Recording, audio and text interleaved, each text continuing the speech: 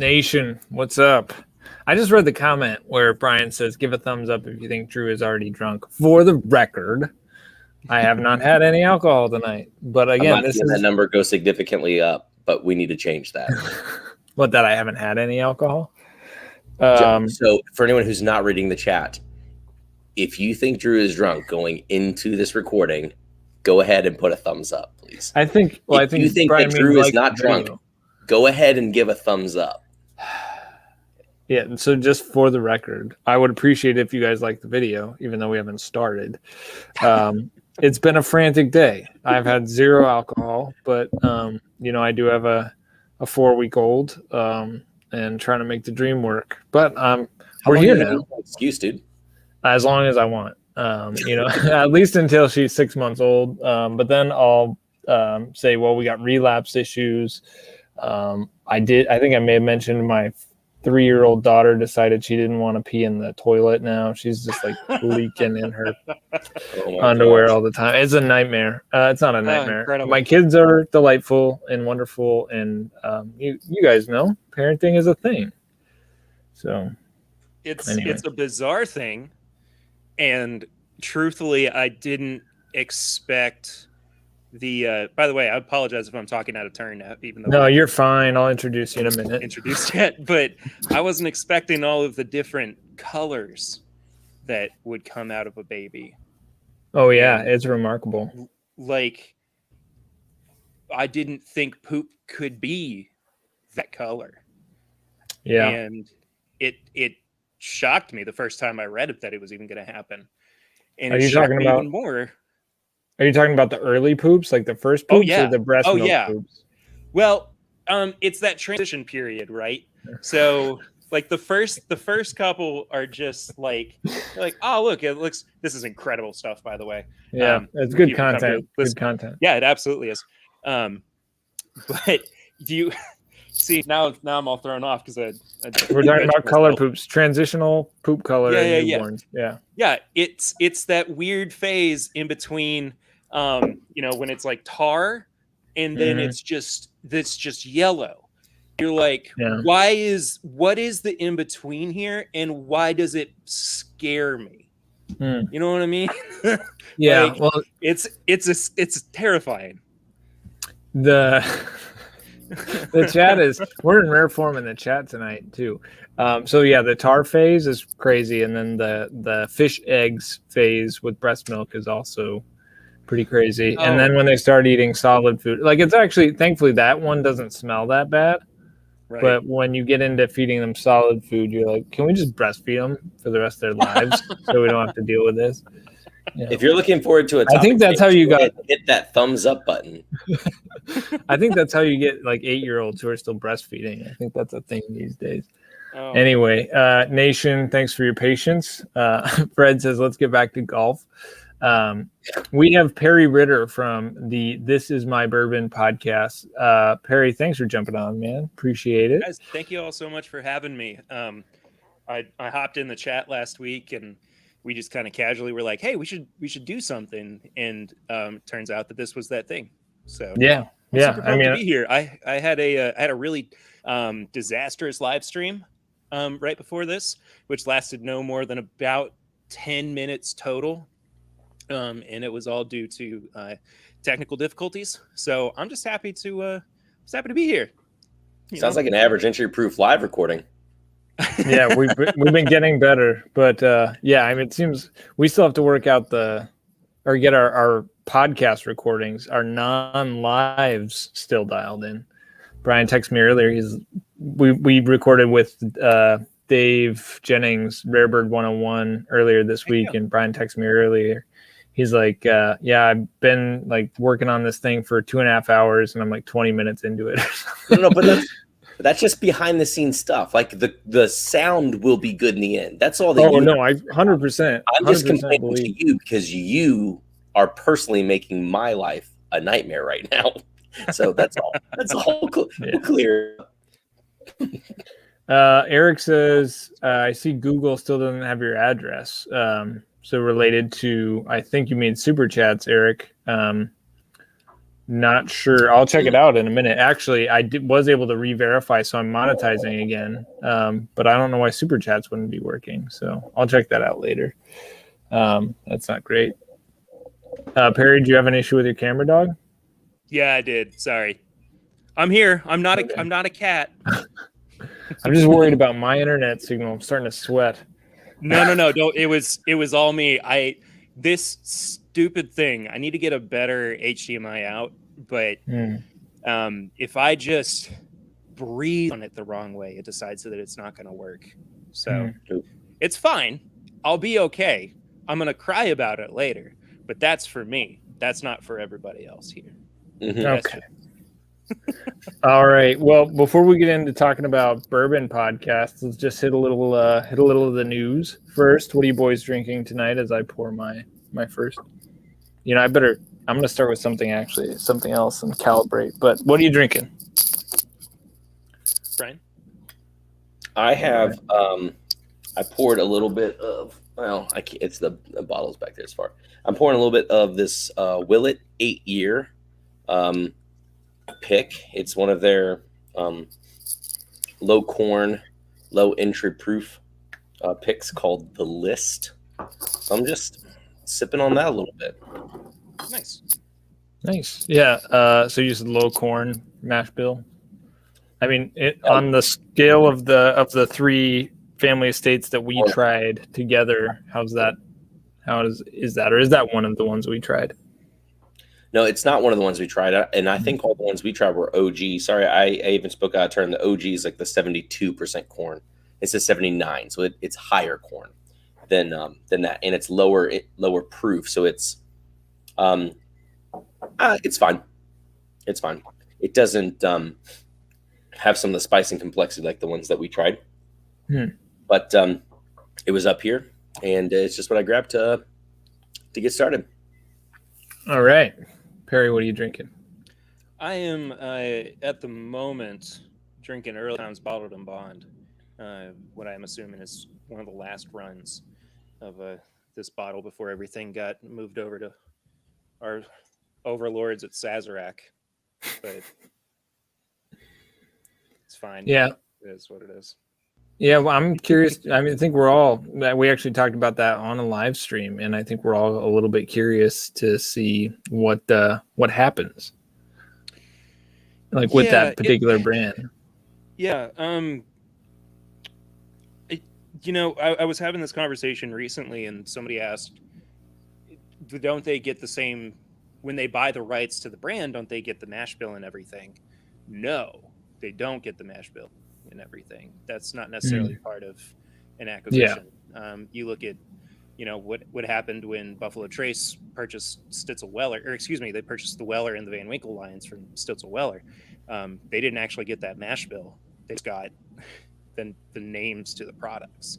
So, I mean, that's why people went so crazy over the remains of Stitzel Weller going into those 23-year-old Van Winkles and everything. But we're going to see, from my perspective, a totally different animal from Early Times Bottled and Bond. And I'm not particularly happy about it. I think I would have had a little bit more faith if it had gone to Buffalo Trace instead of 1792 Barton. But overall, what are we going to do? I hope that they do something cool with the brand. You would think that in the acquisition they would want to, do something unique and fun. Yeah. Hey squad, I think I just fixed the super chat problem. So if you were just itching to pay, maybe give us buy us some drinks, maybe refresh your video, come back in, and super chats should hopefully be enabled. So let me know if they're not, because I just turned them on. That I think that was residual from when my monetization got turned off because I couldn't verify my address. Bottom line, it's all been solved now. All right, so I'm going to close out these windows, keep our signal running good. I'm starting with a little Four Roses single barrel, just to get my palate set and good to go. And then I am moving on to a sample of Rock Hill Farms that I was given by a local guy. So, Jack, to try this. I've never had Rock Hill Farms, so I will report back later on my thoughts and how stonks I think it is. I'm not a Blanton's hater, so if it's Buffalo Trace, generally I'm a fan. Blanton's is not worth the hype. I can say that straight up.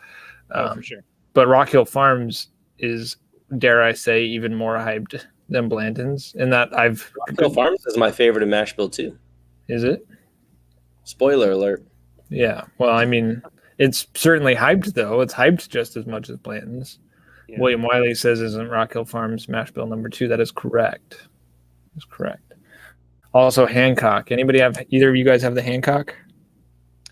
I have had it. I don't own a bottle. Yep. Yeah. I mean, there's so many things that my palate has not been exposed to.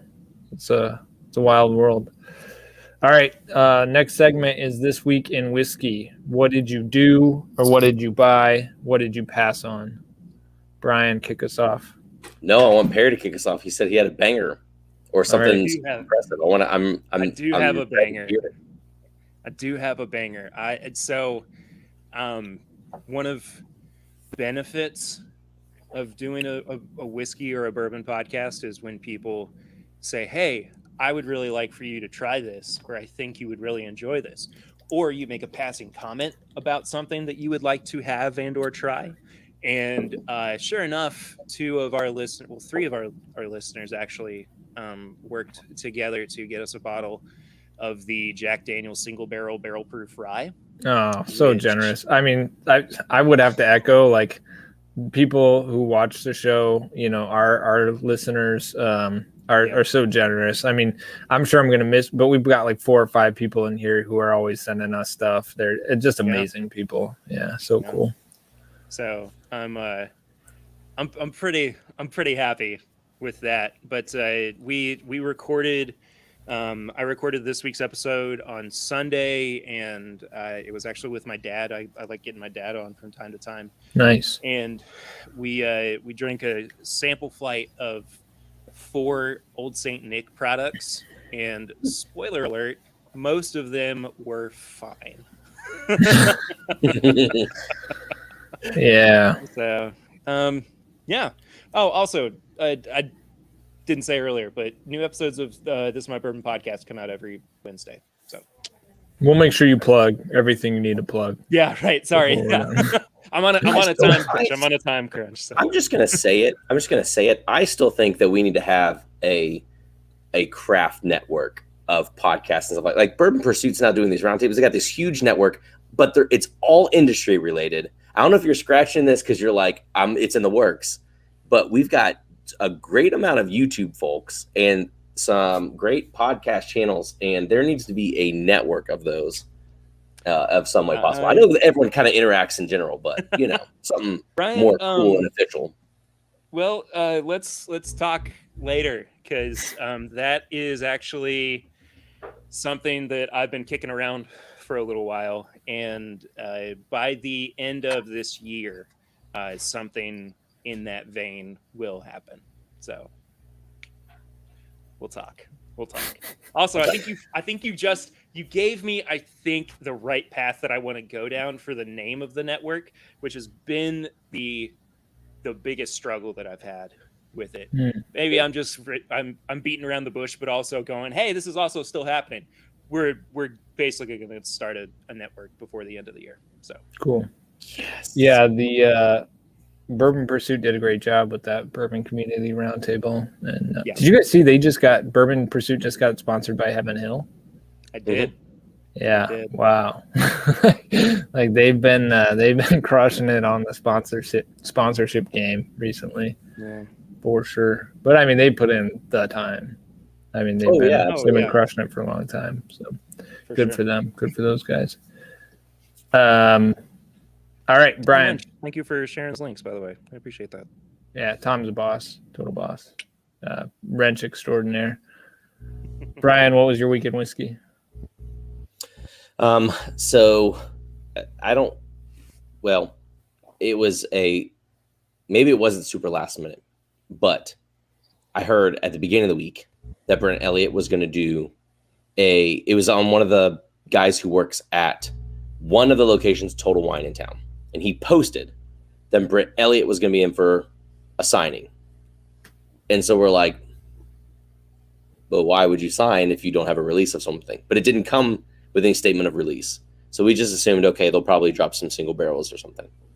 And we didn't get any information leading into it of like whether this was or wasn't going to happen. But, people show up for it anyway. And so about 30 minutes before the event, I got home from work and I'm like, Kristen, get the kids in the car. We're going to go see what's up. And so we went, and I was where'd it go? Seventh to last to snag one of their they did a OESO pick, which they just don't come by those very often. So was stonks to get that for sure. And I've got a buddy of mine who also let me do a little tradesy, some coffee for this guy, which I opened last night. Which I don't know much about, like when it was trying to get to balance it. I don't know much about it. It looks light as crap, but I think it's like 80. There's an 81 over here, but I don't know if that means 81 or if it's 18. Actually, I don't know anything about these. I don't know anything about them, but it looks super light. And a buddy came over who. Michael, who was on the Starlight pick with us, and we popped this open, and outstanding, legs for days. Really? Yeah, because it did look light. It looked real light. So weird, but we're like, wow, how is it clinging, so much? I muled a bottle for a friend, and so he gave me this 80s Maker's Mini. Oh, snap. Those old 70s and 80s makers. I don't know if you guys are familiar. I mean, we already kind of talked with Rarebird spoiler for the upcoming podcast. We talked with Dave Jennings. He was talking about like just makers, just kind of killing it. LEs, reasonably priced, able to find for the most part. But 70s and 80s makers is outstanding stuff, guys. So super stonks about that too. Nice. I had a very boring week comparatively in whiskey. I did have a liquor store locally holding back a Bardstown Discovery for me. But I mentioned that last week, so I just picked it up. I just picked it up today. No, so I've got one open one and two backups. So I'm stocked on the Bardstown Discovery Batch 4. Tonight that there's a store in town that has, whether they're mismarked or not, has Discovery 4s for $109. But I was busy, so I didn't go out there. And I'm like, I'm probably going to go get a backup to my backup if it's $109. Yeah, I was able to get both of mine here in Milwaukee for $120. So that was pretty rad. Nice. And then I've got, hopefully next week, I'll be able to pick up the Prisoner. So from the same joint, if they're able to score a bottle. So it helps to make friends with liquor store owners, particularly the guys who, I mean, these folks aren't really into the bourbon scene. So I just go in and tell them like, hey guys, watch out for this. See if you can get this. And they just appreciate that. So if they can, they give me one because I'm kind of their scout, which is fun for me too. It's fun to teach and coach. But otherwise, you know what? So I've got a Dickel 15. So Neat Nation member is helping me score the Dickel 15. I've heard a lot of ups and downs about that, but mostly ups. I know Jason over at Mash and Drum, he was big on that one. So I like the Dickel bottled in bonds, so I'm pretty jacked to try that 15. And then William Wiley sent me a couple craft whiskeys. One of them was one I really liked, Fiddler from ASW. It was Fiddler Georgia Heartwood single barrel. He sent me a whole bottle because he's a swell dude. And then another whiskey from Legends that I've never tried. It's I may pop that tonight, actually. That's a cask strength wheated bourbon. I probably should pop that tonight. Go ahead. Did you also get that barrel 18 year? No, not yet, but that's supposed to be on the way too. I've been told that both that and the Dickel 15 you're supposed to cut me samples of. So no doubt. Yeah, for sure. Yeah, I told you, let me know if there's ever anything I have open you want to try. I'll for sure send you stuff because I'm already indebted to you for when I got to try Old Crow Chessman. Hot off the craft that we were drinking last week from Middle West Spirits, Justin's House of Bourbon has a Middle West Spirits pick, and I don't know what to do about it because, the one we tried, we were like straight fire. But the other two we tried, like little less fire, like not fire at all. So I'm like, what do I do? Well, I didn't suck. I mean, it was fine. It wasn't bad craft. But yeah, there was one that was unbelievable. Hit a couple of comments here. Eric Sawyer says, Super Chats now work. Hey, thanks, man. Yes, glad I got that fixed. Fred says, my best friend pours me Rock Hill every time I'm at his house. Well, you have a good friend. No doubt. Caleb says, Drew, you talk like you love Jesus. Is this true, or am I way off? No, I do. That's hard to miss if you watch a lot of the live streams.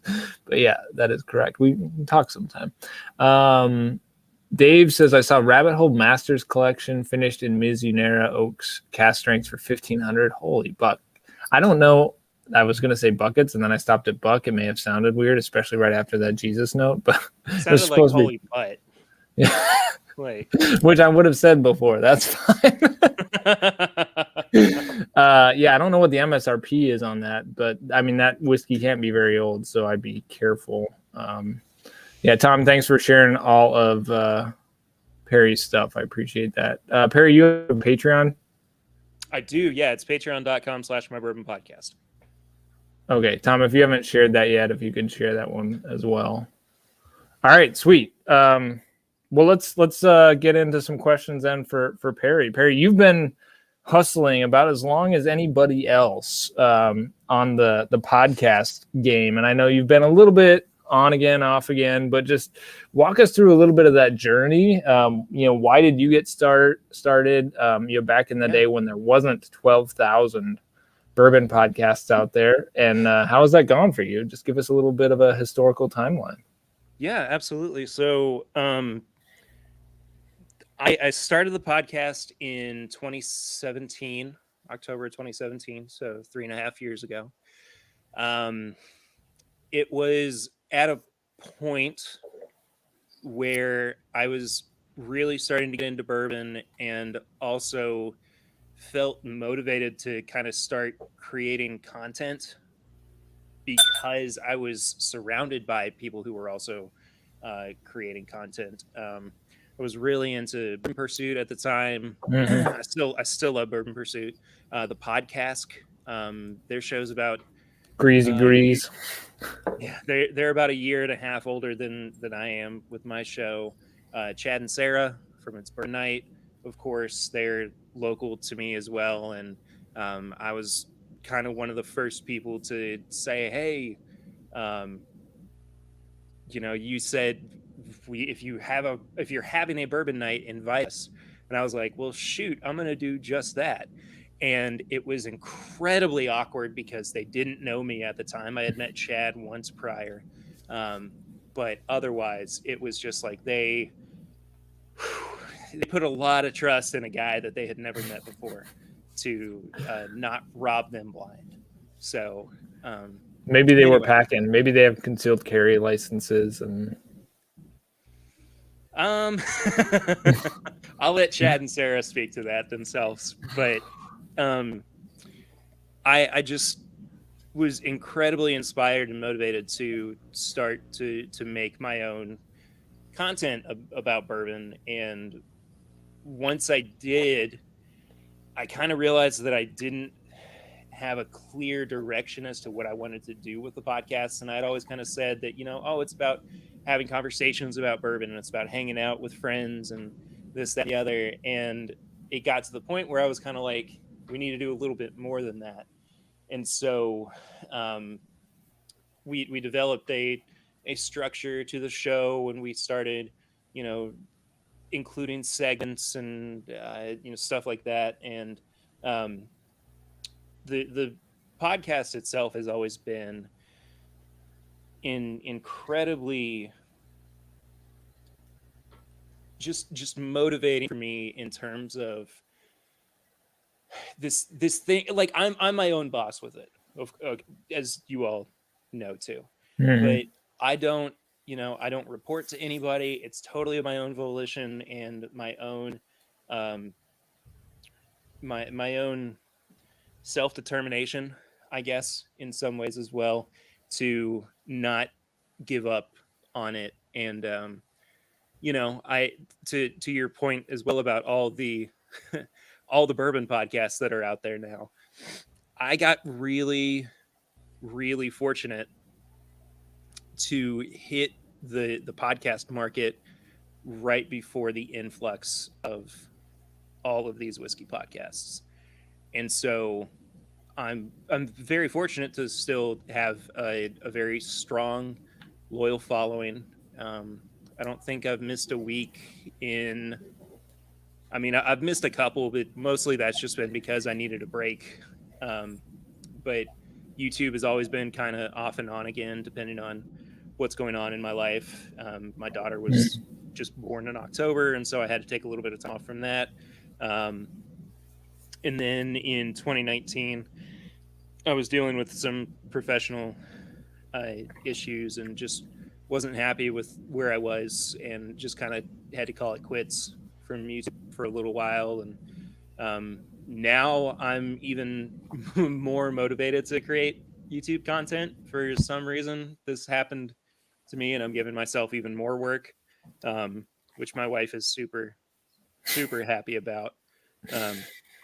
But luckily, I work from home as well, so I get to see them. I get to see my wife and my daughter all the time, daily. I mean, I'm always here, and I mean, COVID had a lot to do with that as well. But yeah, I just kind of speaking to like the experience of it all. I don't know if my brain has made that full leap into realizing that I'm very much a part of this community, and that there are a lot of people who listen to the show who don't interact with me as nearly as much as some of our really tight knit kind of core group of followers do. But I'm very grateful, and I get really I get like the warm and fuzzies too when people start talking about the podcast and like, oh, I love what you're doing, I love listening to it. It's I've been listening since day one, and that blows my mind as well, because day one was hard to listen to. but it's cool. I've really enjoyed I've really, really enjoyed over the past 3.5 years, not only getting to create content, but to see a community build and to meet so many incredible people. I've genuinely made more friends over the past 3 years than I had in my previous 24 years of living. Wow. And it's still that way for sure. And I'll talk about one specific moment, I guess, that kind of speaks to this. And I've always been interested in having a live aspect of the podcast as well, or having a live component. And one of the things that I really wanted to do was actually put on a live show and have a meetup with it and everything. And in 2019, in March of 2019, we did just that. And I had people coming in from all across the country to come and see me do this thing live. And it just, we sold out the show, and it was just an incredible moment. And we got done. We were wrapping up with the show, and I didn't know about this until she was crying, running up to me to give me a hug. But my wife Lucy said that she just started getting really emotional about it, because she just stopped for a second and looked around and was like, all of these people are here because of what Perry built. And like, I have a really hard time with genuine compliments. I have a really hard time talking about myself in a positive way as well. So anytime I say something like that, I feel like I need to wash my mouth out with soap. Like, it does not feel, I do not feel comfortable giving myself genuine credit or genuine, receiving genuine praise. But I got excited about that, and it made me excited for doing more of that in the future as well. And again, COVID was not kind to any of our plans in 2020. But I am extremely excited for the very near future with the podcast. Things are going to start. We're about to hit a high that I don't think we've gotten to before, and I'm really, really excited about it. And part of it does have to do with the network. So sweet, it's gonna be cool, man. Yeah. What if you had to try and articulate, what your vision is, or like in the Sea of Bourbon podcast, what makes This Is My Bourbon special, or like what's the sort of heartbeat behind it that you would want to be forthcoming about? I gotta say this one thing, though. The full name of the show is This Is My Bourbon Podcast. And that's not on you. That's what did I me. say? What did I say? This is my bourbon.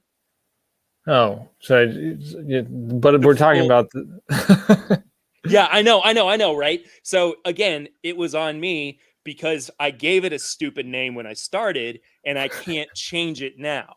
So I am going to be saying, it's actually This Is My Bourbon Podcast, but I'm not trying to call you out. I'm sorry. It's just like, it's okay. I have to tell people that because I made such a stupid decision to call it that when I started, that it's, the brand now, but still I probably got it. Okay. I see the distinction you're making. I was confused. Yeah. I'm like running circles in my brain. Like, I'm still confused. So it's no, you mean so that like, it's not the This Is My Bourbon podcast. It's the This Is My Bourbon podcast. Exactly. Podcast. The entire yeah, exactly. See how stupid that is? Like, you see how dumb it is that I named it. It's not stupid. Everyone who gets it wrong is stupid. You're the genius. That is not true. That is not true at all. And I will not accept that because I'm a guest on this live stream and I don't want to make anybody feel bad. But but that was one of those things where, like, as soon as people started calling it It's My Bourbon or my bourbon or something, and I was like, well, daggone it, I really just screwed the pooch on that one. But it is a little bit difficult to like figure out, because I figured it was This Is My Bourbon. Like, I know it's your bourbon. You're talking about it. So many people do. But the full name of the show is This Is My Bourbon Podcast. Yeah, Liberty Not Licensed is right. This Is My Bourbon Podcast in between two fern trees is a perfect picture of what this podcast is. Anyone who gets it wrong, at that point, it's on them.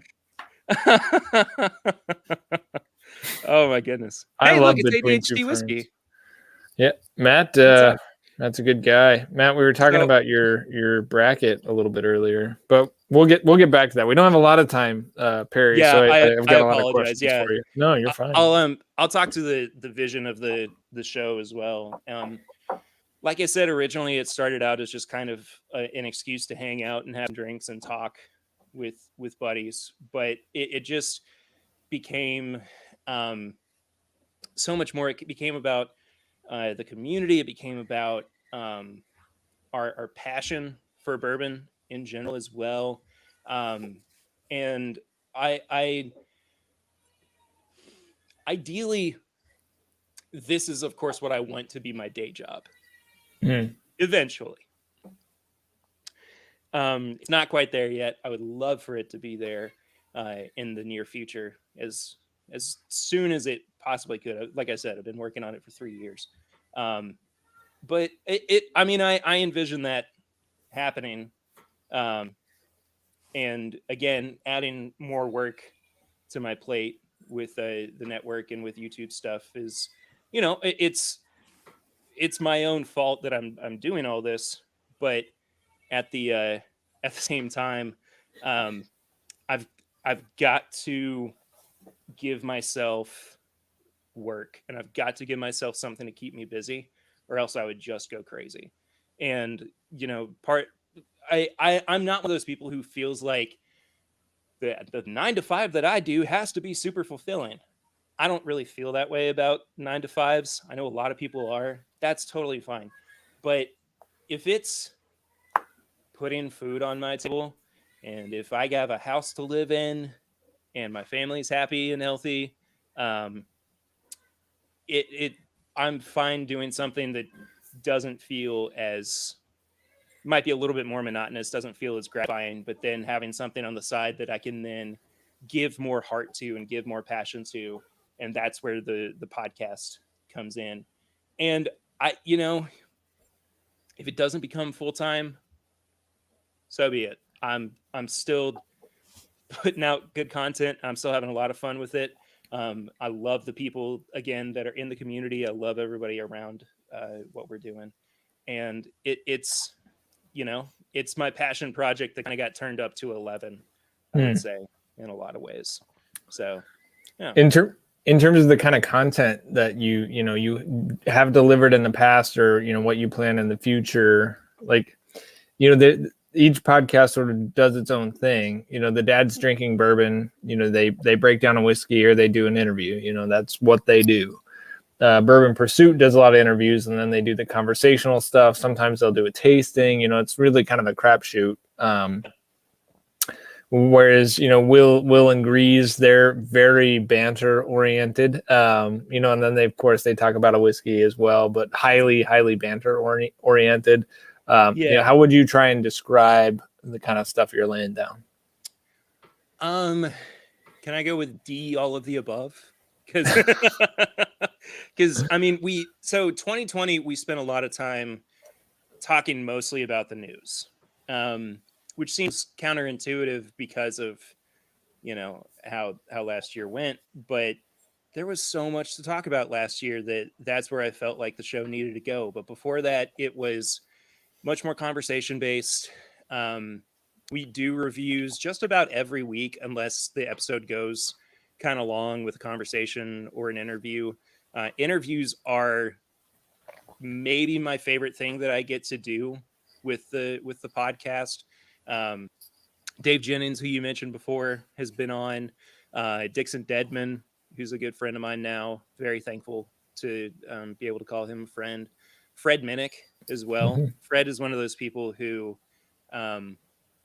when we talk, it's almost like we never missed a beat. So I'm very fortunate to have Fred in my life. And I've done some really kind of off the wall things too. When I go to Bourbon and Beyond, which is a music festival in Louisville, Kentucky, for anybody who doesn't know. Fred's festival. Yeah. I actually get to interview musicians and chefs as well, people in the culinary field. And so I get to kind of flex my Renaissance man style, I guess, in some ways, because like I'm also a musician. So when I get to sit down with another musician, it's about 60-40 music to whiskey talk. Yeah. And a good example of that was a few months back. I got to sit down with Neil Giraldo, who is the husband of Pat Benatar, and he's also a musician, but he founded 3 Chord Bourbon, Steel Bending Spirits. Mm-hmm. Super, super cool guy. By the time we were done, he was giving me like fatherly advice. And it was just, I mean, it's just cool. If, I take interviews very seriously, but the biggest thing that I like to do, and I mean this sincerely, and it's not for everybody, but there is so much about bourbon that should be fun. And when people kind of lose sight of that, it just winds up being a slog. And so I do take what we do very seriously, but I can't pretend to be somebody I'm not and just act like I'm I'm here just for the facts, and we're reporting the news. I'm not Walter Cronkite, you know. And so we spend a good deal of time enjoying each other's company. Swan, who is my co-host, he's one of my best friends. We've known each other since college, and we, you know, it's inevitable that when we get together, we're going to have a laugh. And it's just, it's impossible for me to not have fun while I'm doing this. And I guess, you know, if we had a if we had a mission statement for the podcast, I guess it would be something to the effect of having fun while being serious about our favorite spirit. I'm gonna throw two words at you. You'll thank me later. You can use these. Serious play. Ooh, absolutely. That's hey, we were talking about Jesus earlier. That's some church camp stuff right there. That is some hardcore. Get some your pastor's trying to tell you how cool Jesus is when you're 13, man. That's serious play is good stuff.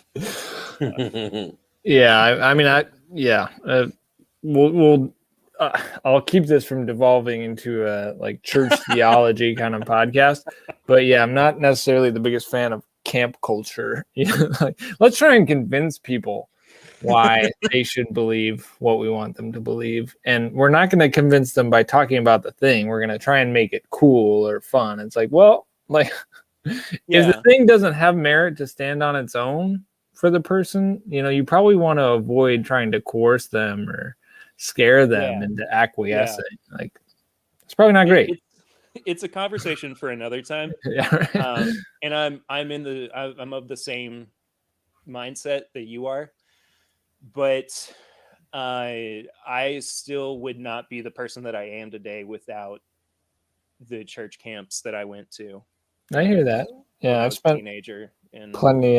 I'm very critical of things that certainly had an impact on me.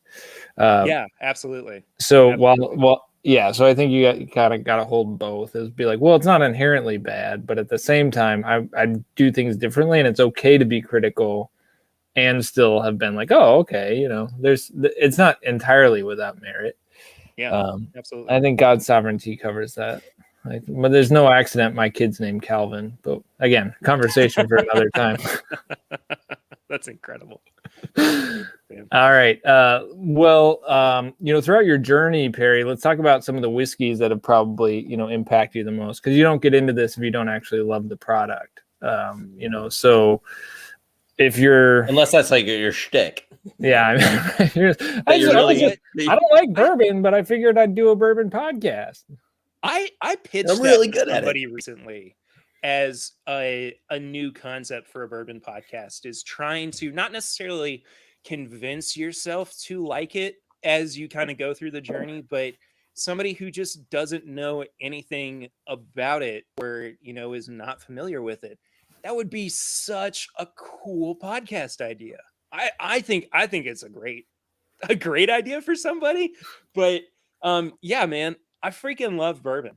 I really do. I'm sorry if I interrupted you. No, keep going. Yeah.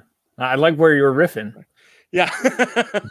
But dude, bourbon is, I try my best not to wax poetic about a luxury item. But it's nearly impossible for me not to.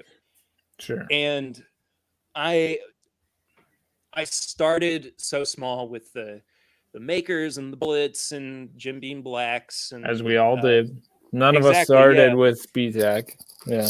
Yeah. And my my first big shift was going to OBC Kitchen here in Lexington. Mm-hmm.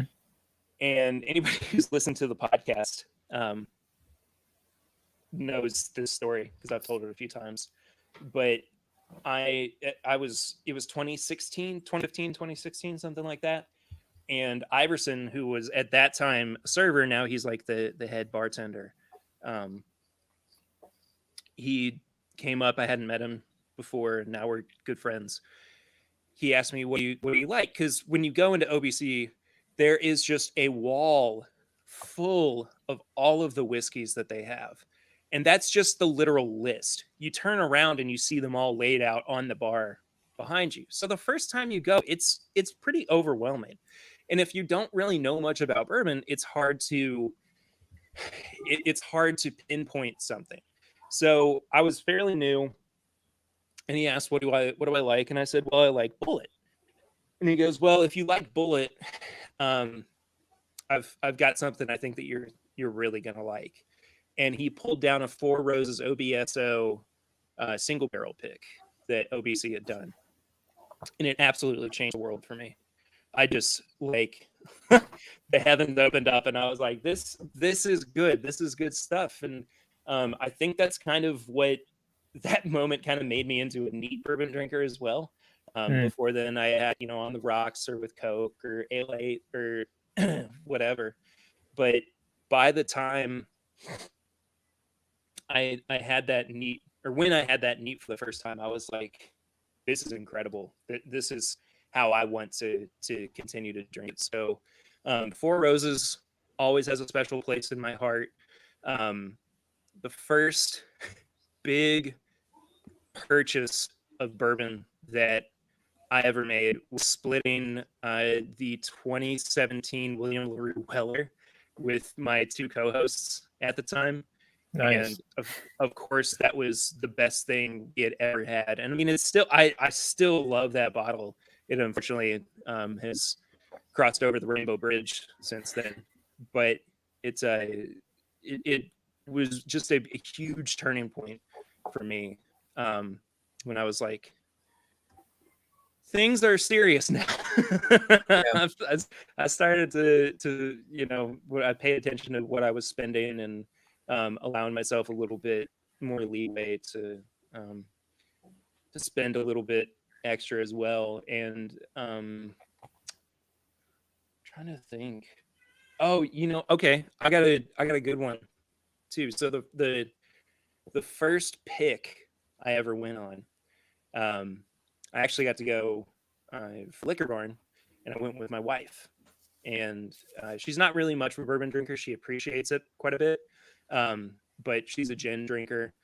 But it was just really cool to get to go and have this experience. And we picked a barrel of Knob Creek for Liquor Barn, and I think it was sample A that we had. And as soon as I tasted it, I was like, I cannot leave without us picking this barrel. We picked 2 bourbons and 2 ryes that day. Mm-hmm. Wow. That bourbon came out of the barrel at 121 proof. So they only added about a gallon of water to get it down to 120 for the actual bottling. And to this day, I have never found a Knob Creek pick that lives up to that one.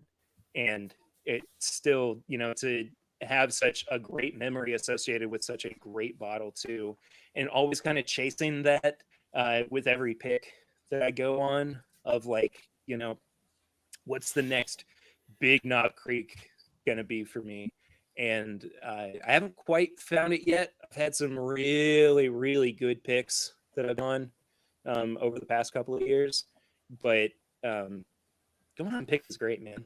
I missed doing more of them in 2020, but yeah, I look forward to doing more. I just started really the hustle in late September, early October with the YouTube channel, and that gained some feet pretty quick, which was fun. And I thought about doing a podcast long before that, and knew Brian was interested in getting in the game, so I said, let's do both. We can kind of combine forces and leverage the YouTube audience that's there already, and do the pod alongside that, and kind of do the 2-prong content approach.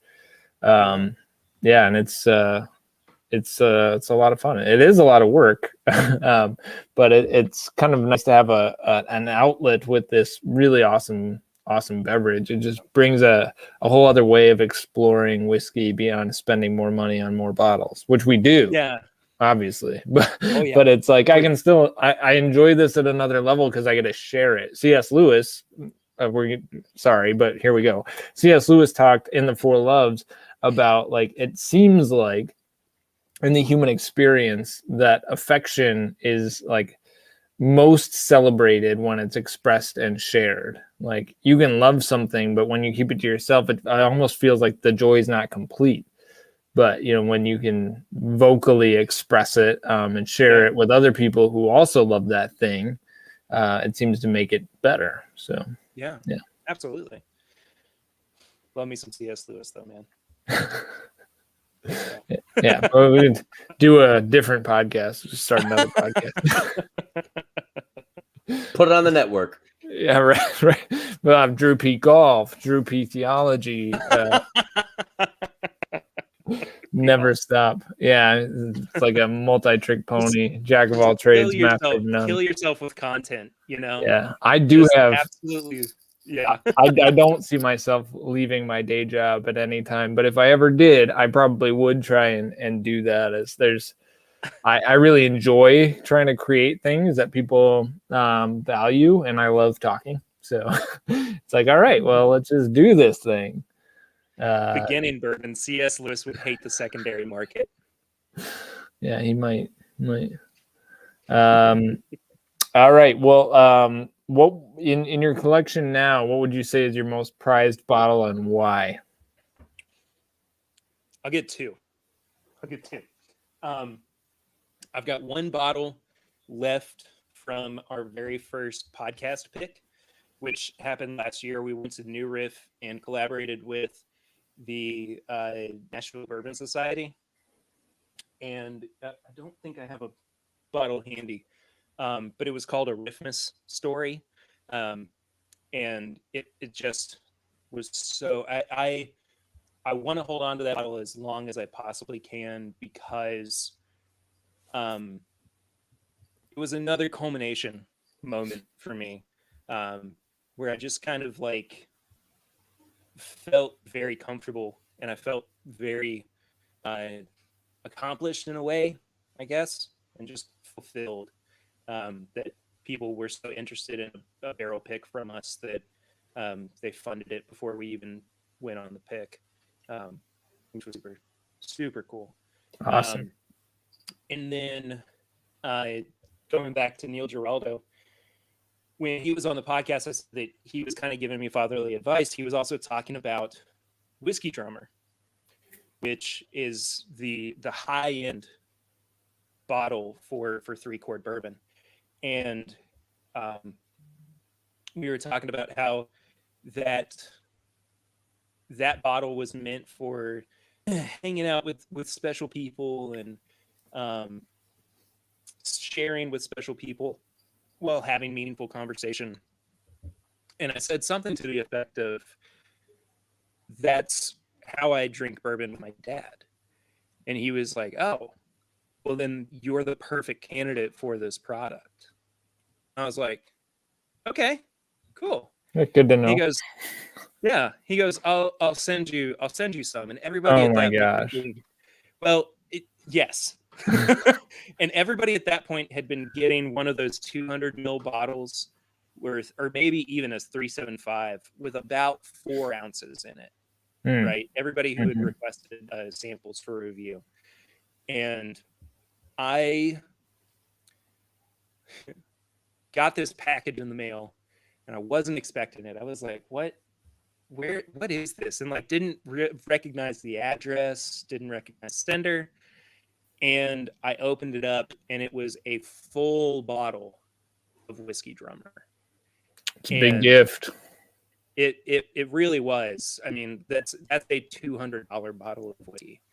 And my mouth hit the floor for one. And it took me a little while to realize why I had gotten a full bottle where other people had gotten these samples. And it was that conversation that I had with Neil. And it was the fact that he saw that I would enjoy that and share that and remember that bottle as I was drinking it with my dad or drinking it with my friends or on the podcast or whatever. And so it was a really, really special moment. And I try not to get too attached to physical things, but if the house burns down, I'm going to grab that bottle and run out very quickly. Yeah, for the juice inside's pretty good too. It's not bad, man. It's not bad. It was number 2 or 3 for me in my top 10 from 2020. So. Nice. Well, we're at 8:57, so I know you got to jump off soon, and your signal's kind of getting a little sketchy. Your audio's been fine, but your video makes you look a little bit like Gumby. So, oh, cool. That's fun. Why don't you just make sure that all of the members of Neat Nation here just run us through your info again, so they all can check you out. Absolutely. Well, first off, Drew, Brian, thank you guys so much for having me on tonight. This was so much fun. And I don't like talking about myself, but I love talking about the podcast. So that's kind of my excuse to talk about myself just a little bit and not feel guilty about it. But you can find the podcast on all podcatcher apps, wherever you're listening to Entry Proof. You can also find our show. Comes out every Wednesday.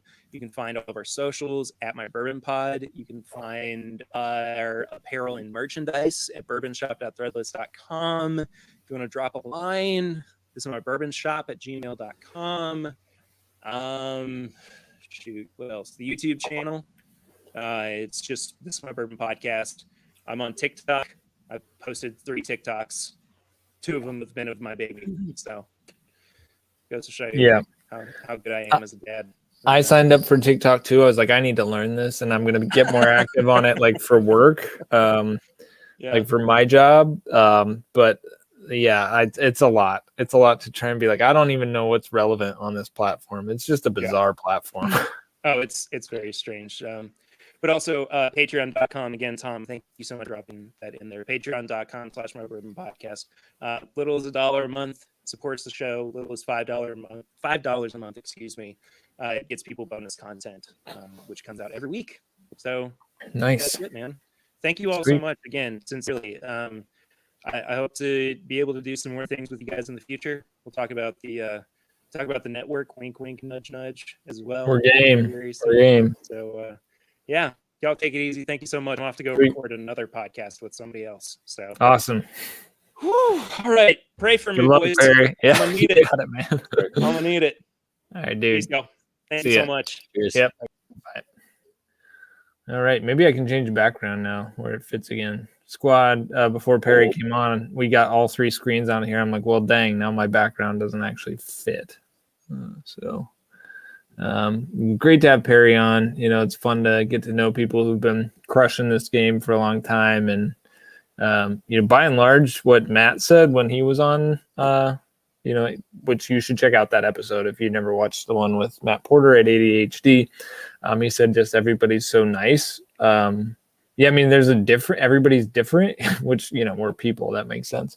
But yeah, I have not met somebody who was not very engaging and embracing, at least people who are creating the content. There have been people who left comments on my stuff before, which is less than gracious, but the folks who are actually creating other content have been very kind. So pretty neat. All right, Brian, what are you drinking now? Have you moved on? Are you taking it easy tonight, or? I just haven't poured anything else. I've just been like listening, and I it's just like I gotta reach, and I just. Well, if you need to get another one, you can. I've got I've got to do a little tasting breakdown here. May do a craft blind, but I just don't know. I did a flight before this for a recording, and which I didn't have a lot, but I did, and so now I'm like, well, I just don't know where I want to go. Sure. Yeah, that's fine. Yeah. Okay. Well, you think while I talk about these. So 2 whiskeys, squad. I mentioned I was going to drink Rock Hill Farms, and so I was sniffing it, thinking about it, engaging with it, and then I was like, you know what? This reminds me of something. So I started comparing it up against the E.H. Taylor small batch. So Rock Hill Farms in my right hand, and then E.H. Taylor in my left hand. The Rock Hill Farms. Lots and lots of vanilla paste, like sweet vanilla, and kind of custardy, very creamy, almost like pillowy, like really floofy mouthfeel, which I enjoyed quite a bit. There's nothing not to like about the Rock Hill Farms. Sweet nose, very like mellow oak presence, not tannic, not astringent, not drying, just crazy viscous. Highly enjoyable. I mean, I know it's a different mash bill, but reminiscent of some of the better Eagle Rare picks I've had. Really solid stuff. Comparing that against the E.H. Taylor, the E.H. Taylor is actually spicier on the nose, whereas mash bill number 2 is supposed to be slightly higher rye. E.H. Taylor being mash bill number 1 for Buffalo Trace. Again, slightly spicier. I'm like picking up more rye influence, namely in the allspice and black pepper family. Do you think it has anything to do with the age, or it's just like spicy? No, it very well could be, because the oak is less prevalent and it's quite a bit hotter. The finish is definitely more like spicy heat black pepper, whereas there's not much heat at all in the Rock Hill Farms. That goes down easy. Both are great, but I'm going to give the leg up to the Rock Hill Farms. Is really, really solid. I mean, it's probably not worth the $250 or whatever you got to drop to get it on secondary, but wouldn't complain if I got a bottle anywhere near MSRP. It'd be pretty cool. I gotta say though, the top on the Rock Hill Farms, like the cork, is one of the dumbest looking things I've ever seen. Yeah, apparently they used to have a bottle where it would pass through to the cork, and I just don't even know the benefit of that. Oh, like the old style bottles. Yeah. Why would that matter? Just for aesthetics. I mean, I've seen tequila bottles. Hey, how would you like this whiskey that allows the whiskey to continuously go through the cork and back? So you can just turn it upside down with the cork inside. Sounds like it's gonna be a great drinking experience. Yeah, I don't know. I don't know what to tell you. I've had a couple of comments, people asking like what the deal is with my bar setup. I don't know if they didn't see me last week. I'm gonna dip out of frame, focus up so that you could just see. I'm just recording in my dining room now. It's got a dining room. Here's the deal. It took me a long time to set up for the videos before because I didn't have a place to record. And when we kept running into issues and everyone was blaming me, my terrible internet, it was very frustrating because it took me like an hour to set up and it takes me an hour to tear down. And I'm already an hour behind or an hour ahead of time, Drew's time. So it's like midnight when I stop recording or stop doing the streams. So I'm tired. We stop at 10 Central Time. Come on. So at 11. So by 12, I'm done putting everything away to get my house back in order. Anyway, but last week, my wife and I hung some shelves up that we just didn't have in here before. So this first one, I put some of my whiskey stuff on, and then I have another one that's above that has coffee and tea and stuff on here. But this is just my current coffee setup. Hold on, I'm going to focus in on this. My current coffee setup here. So kettle, drip brewer, present espresso machine I've been working with, a couple of grinders, and then some whiskey up there as well.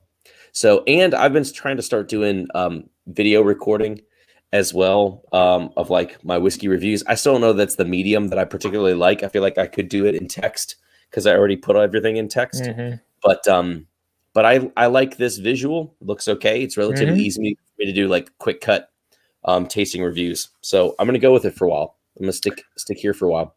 Yeah, and I like watching your reviews. I like the simple aesthetic that you've got going on here, with the nice white background. Like my background's nice with the cedar, but I like yours better actually. So we'll see how mine evolves over time. But yes, Tom, can you drop the link to Brian's channel in here as well? So I know you've only done a couple, but if you guys want to check out some of Brian's comparisons / reviews. What's funny about the whiskey tube verse is that. So I've been on YouTube for a long time, like 12 years. Yeah. And I used to do music stuff. I used to do a lot of pedal demos. I've gotten like over 1 million views, all this stuff like a long time ago, but I've pulled down and hit a bunch of videos. Some of it because it was like demos for songs that I was then in the studio recording. So I just pulled them off of those demo versions, and then like just a whole bunch of different content. So I've pulled all that content down and just started, I don't know, putting the whiskey stuff. Yeah. So you got and all I've never kinds of really subs. been one to be. I've never really been one to be super flashy with having to have all my stuff in the seam necessarily. Anyway, all my whiskey is usually it's what? actually generally in a back storage room in the Are house. you being critical of me? No. It just I had Ben drinks bourbon. Yeah, had commented just on the video. He had just messaged me on the things like, dude, like the vibe, like it's a really cool aesthetic, whatever. And I just, I'm not. It's just different because a lot of people do. They always have. It's like here's like ADH with D. He even still has like here's all his stuff here, or just chilling. I like it. It looks pretty clean. I just like. I mean, pretty dang. Just focus on my fat face. So that's all. That's all. Oh man. Couple of super chats had come through. I don't know if I caught the last one. Liberty Not Licensed says, wow, looky here. You can tip your bartender here. #Dapper money. Appreciate that. And then Jake Miller said, I ordered Wild Turkey 101. Neat first happy hour with my new employer. Realized that whiskey drinkers are actually not that common. Thank you, Whiskey Tube. I feel normal. Yeah, well, it's, it's a community. It's maybe a support group. But it's fun. So yeah, that's a great way to support the channel. If you guys want to drop super chats, certainly appreciate that. Another way is to just check us out on Patreon, patreon.com/entryproofpodcast. That's how you can support the Droopy Whiskey channel /podcast. Couple points of news for those who do support on Patreon is that the Starlight picks have been delivered, from what we understand, to seal box, and so we're just waiting to get confirmation on how we buy them. We still don't have them. We want them very much, so it's been a little bit choppy getting it set here, but hopefully very, very, very, very, very, very soon. And then secondarily to that, ordered a bunch of neat tasting glasses, which are they look good like these. Good. So I'm gonna post on my Instagram @DroopyWhiskey later. This is the Willet one. So entry proof neat tasters. Those will go out to Patreon community starting early May for those who have supported. I think it's the $8 level gets those. And then also I'm going to throw a link in a minute. I'm going to find it and then throw it in the chat. Those who support on Patreon will also be getting stickers that were actually painted by my wife. But if you don't support on Patreon, but you want some pretty dank, highly unique bourbon stickers, I'll throw the link in here as well. So if you're a Patreon supporter, lots and lots headed your way very, very soon. I will also put the neat tasters up on my Etsy store. That's where I do merch right now. So if you don't support on Patreon, but you want to buy a dank, neat Kenzie taster glass that I just showed you, but from Entry Proof, you can do that very soon. A lot of people too. They should hopefully be in next week. There's Mojo's in here saying that talking about displays, and someone else in here is talking about it's still Mojo talking about likes China cabinets. I've not learned the best way to store whiskey in a house where you have 3 kids, where I feel like I can safely store it. So a back room that you have hidden behind toys is like what seems like the safest place for me to keep stuff. So I'm fortunate in that, I've got the space in my basement that was here when I moved in, and my kids don't come down here. So that is certainly a benefit. All right. Crap, I'm trying to find this thing. Anyway, we can move on to some craft whiskey tastings. I'm almost through my craft inventory. So what was I at? 55 so far? Or like 54? Shoot. I think 54. What was that at? 4? What was that at? 4? For what? Remember, I just started my craft whiskey journey last week. Oh, yeah. What are you at for? Yeah. You're not very far. You haven't made it very far. So I've got 1, 2, 3, 4, 5, 6, 7, 8. I got 8 more. Chris, thanks, dog. Asking what will the cost on those picks be? Don't know. Don't actually know, because we it's another thing of not being able to hear from Blake about specifically what's going on. Now the benefit is Blake does not upcharge, so it should be very reasonable. Yeah, I actually don't remember what he just had his. Let's see if I can pull this up. while we're talking, because he just recently put his what's it called, Starlight up, and we'll see. So let's look at Starlight. So he has a sherry finished Starlight at 65, a double oaked bourbon at 60, a single barrel bourbon at 55. There's older stuff too, but it looks like maybe they were smaller. Maybe they're smaller bottles. There was a port finished at 65, a Carl T bottle and bond at 60, and then another single barrel at 55. So we did a double barrel rye, and then we did the apple brandy. I don't know. I'm gonna assume they're both gonna be 65. 60 or 65 is my assumption. Yeah. Without actually knowing that. Here, I'm dropping in the chat now the link to those stickers.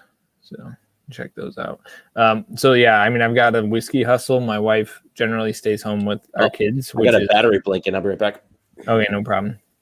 My wife generally stays home with our kids, but last year she's really passionate about drawing and painting, and she said, I want to give this a go. So she started her own Etsy store, and has been picking up some traction there. Super proud of her. Pretty awesome stuff. Really unique style. Really fun stuff. And I said, you should do a bourbon sticker. And then I kept forgetting to tell Nation about the bourbon stickers, but really, really cool. So I like them. All right. That's it. Craft whiskey. We're going to try not to go too late tonight. So I'll try and bang these out in relatively short order, but hopefully you guys enjoyed the chat with Perry. We're going to get Jason on here from, My Bourbon, or this Jason from Mash and Drum. We're gonna get him on soon, and then maybe Scott from My Bourbon Journey. He's a local guy, friend of mine. So anybody else you guys would like to see, please drop in the chat here. Let us know. If you want to have just some info too. We had heard. I mean, it wasn't necessarily multiple people. I know Tom had chimed in, and I know when we had that lapse of episodes while Drew was out with baby, we had not been releasing on the schedule, which we initially said. We kind of came out the gate and just started dropping.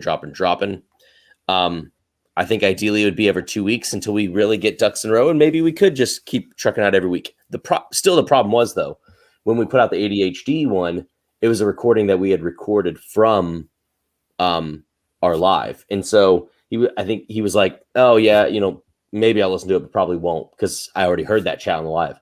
So we are going to try and differentiate our lives versus the podcast. So this one that we just had with Perry, we did not record, and it's not going to be a podcast episode. And if we do get Dave Jennings on the line, it would be a follow-up with Dave, different than the podcast recording. Similarly with any other guests that we get on, we're going to see if they could double dip Blake or, anyone like that. If they're going to be on one, it'll be different from the other. So we get continual different content for you guys and not necessarily double dip in terms of the medias. But keep in mind too, that does mean we're chugging away at a lot of content right now. Right. And we both have day jobs. Yeah.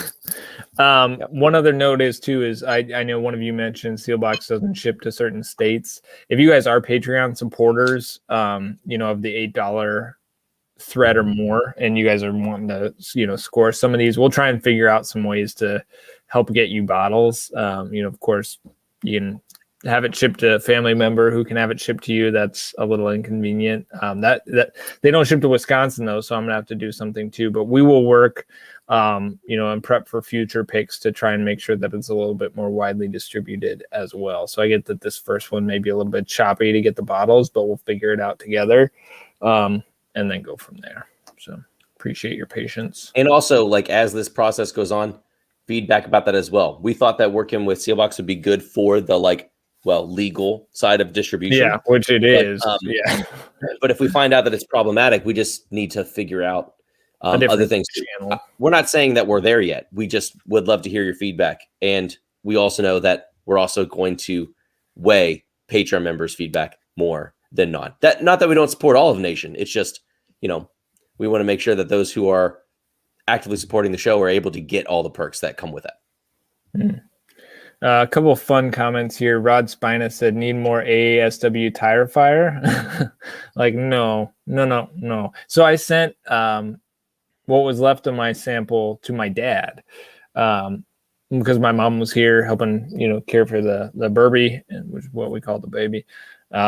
And sent it home to my dad, and he sends me a text, and he's like, I like the tire fire, reminds me of some of these peated scotches. And I was like, well, I'm glad, Dad. That's good. It's not for me, man. Like that one was rough for me. Pretty rough. I like some of the other stuff ASW is doing, but that tire fire peated, man. I feel like I would have no stomach lining if I drank a lot of that. Liberty not licensed. Droopy Golf. I'm not tracking with that. Sorry, but I saw Droopy Golf, and so I got interested and excited. But really, what I need if I was to develop more golf content is a partner, because it's easy to film yourself doing whiskey. It is very difficult to film yourself playing golf. So you kind of need to have a partner in crime. So anybody in Milwaukee who is interested in generating some YouTube content. Who knows? Dan says he just cracked his first rare breed barrel proof. It's so good. Thanks, Droopy Whiskey, for the review. You're welcome. Still need to. My pleasure. I got to do it. Yeah, Brian hasn't had it. Brian's had pretty much everything, and he hasn't had rare breed. Like, what's wrong with you? Yeah. All right. Playing through a couple craft whiskeys, and then I'm gonna go help take care of the baby. So this is a set of you obviously know, but Tom was egging in the chat for me to pull the serious flex of like, what did you score this week? And obviously, because you've seen it on Instagram, but I didn't do it. You didn't tell us what you've scored. You scored a lot of stuff. I didn't do. Tom was egging me to do the big flexes on Perry. Oh yeah. Well, that Hazmat Elijah Craig. Yeah, I think he was mainly talking about the other Four Roses. Oh yeah, the 16-year Jeepers. Yeah, I'll show everybody else now that we're on here. That while you're digging through your notebook. So I've got the rye 3 cask strength. Sorry, go ahead. You can show, and then No, I'm not even gonna say it. I won't say anything. You keep talking. Yeah, you just look. While you're talking. Everybody can look. So rye 3 cask strength, rye. What is this from? So this is Virginia based. This is wonderful. So Amy Beam sent this to me, not of Jim Beam fame. I think it's spelled Boehm. I'm pretty sure you pronounce that Beam. Could be Bomb, could be Bohm. I don't know. But Amy, thank you for sending this.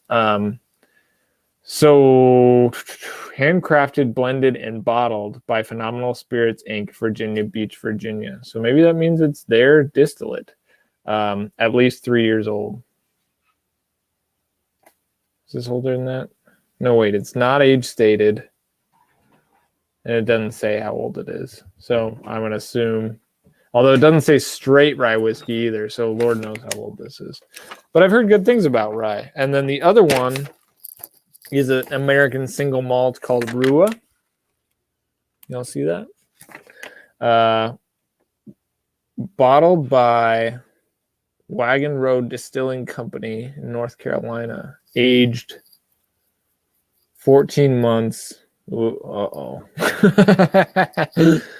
In smaller casks, 92 proof. All right.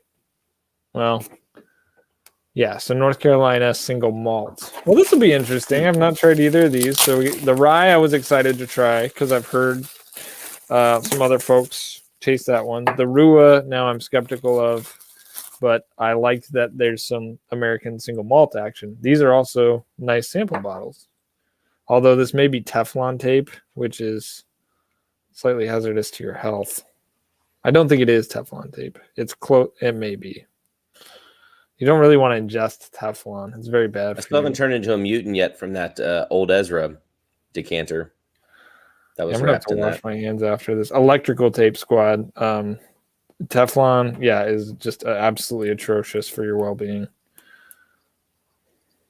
John White signed up for the Stave and Thief class in Louisville in July. Congrats. I don't know anything about that, but I've thought about like that bourbon stewardship and stuff. I literally don't know what it means. People post about it and they got it and people are like, oh my God, congrats. That's amazing. Is it? I don't know. You tell us after July. You tell us is it worth it? You know what's interesting Tell about us. Teflon tape? I just mentioned how bad it is for you. They use it a lot in plumbing applications. Like, so you just put it in your drinking water. Well, that's not great.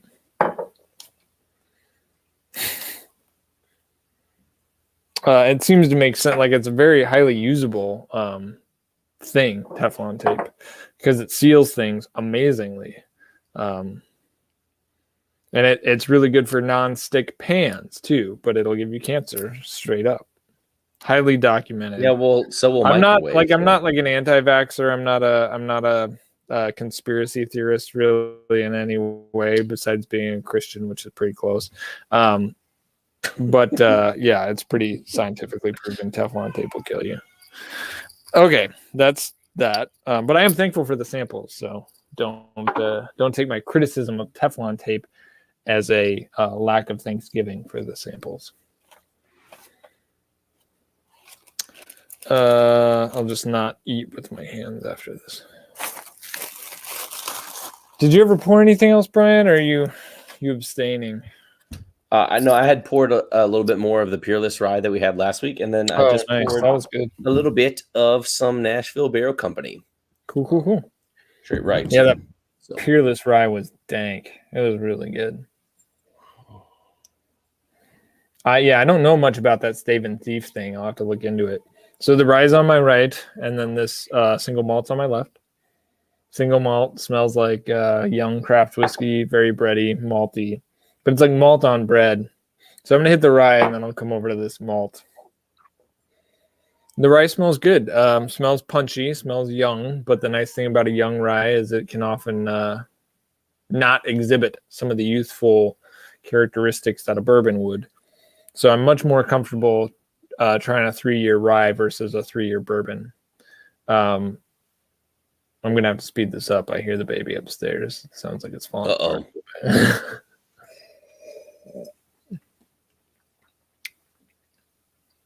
Very fruity. Some grapes and raspberries. And then it explodes. Pretty hot. Like, it's intense. It'll kick you. I gotta kind of pull apart the herbaceous qualities. Not super dilly. You know, we're not talking about the Willet dill pickles in the Willet 4-year rye.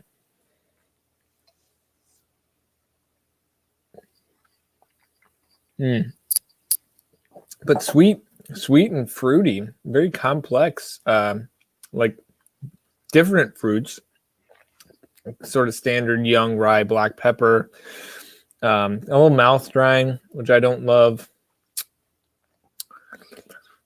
One more time.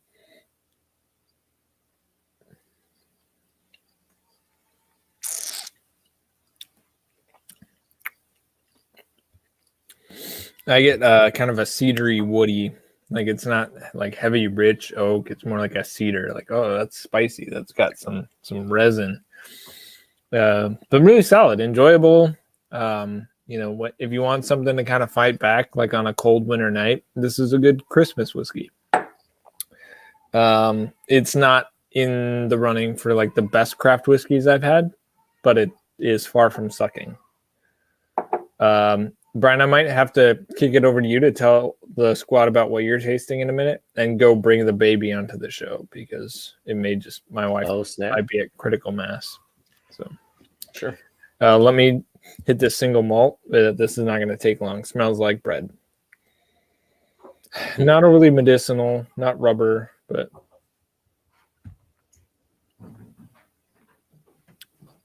it's really sweet, raisiny. So the raisin is kind of nice.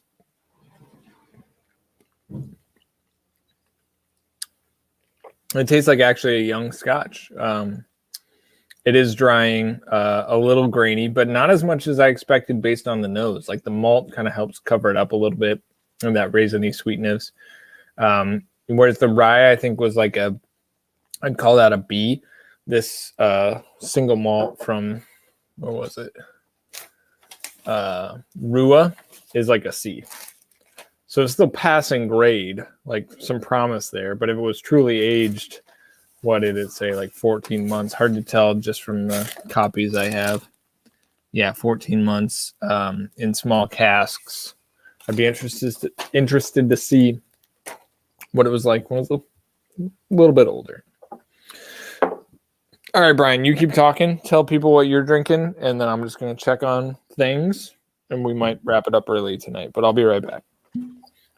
Yeah, so I am on, it's a Tennessee release, so it's a little bit old, but one of the single barrel Nashville Barrel Company ryes. I don't remember. Let's see if this is 7 years old. I know they've been putting out some 8-year-old stuff too. Our Total Wine just dropped 2 picks. I know that they're also starting to roll out some bourbons and stuff too. Man, I don't have the most diverse experience with like a lot of older MGP ryes. I've had like some of the Willets. I've had like some of the Old Scouts, but I haven't dabbled in it as much as some people have.